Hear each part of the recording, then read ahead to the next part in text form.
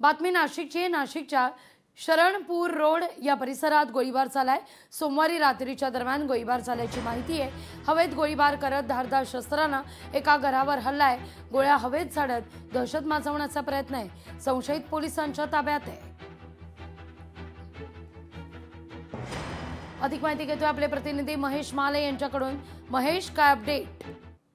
लागवी खरं तर नाशिकच्या शरणपूर रोडवरील येथे जो हा प्रकार घडलेला आहे, हवेत गोळीबार करून हातात शस्त्र मिरवण्यात आलेले आहे। या ठिकाणी जर बघितलं तर सराईत गुन्हेगाराच्या समोरच हा 2 राऊंड हवेत फायर केलेले आहे आणि आजूबाजूच्या घरांवर आणि काही रिक्षांवर कोयते मारून या ठिकाणी खरं तर जे नुकसान आहे ते या टोळीकडून करण्यात आलेले आहे। खरं तर नाशिक जिल्हा कायद्याचा बालेकिल्ला असं म्हणत नाशिक पोलिसांनी गुन्हेगारांवर आणि टवाळखोरांवर कडक कारवाई सुरू करण्यात आलेली होती। मात्र पोलिसांना पुन्हा एकदा अशा टवाळखोरांकडून आव्हान देण्यात येत आहे।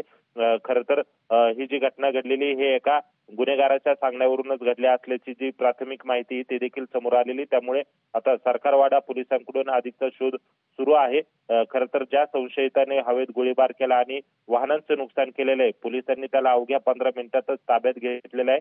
अधिकचा तपास हा आता पोलिसांकडून सुरू आहे। त्याने हे कोणाच्या सांगण्यावरून केलं आणि का केलं याचा तपास जो आहे तो नाशिकच्या सरकारवाडा पोलीस ठाण्याकडून सध्या सुरू असल्याचं आपल्याला बघायला मिळतंय। महेश, धन्यवाद तुम्ही दिलेल्या एकूणच सविस्तर माहिती करता।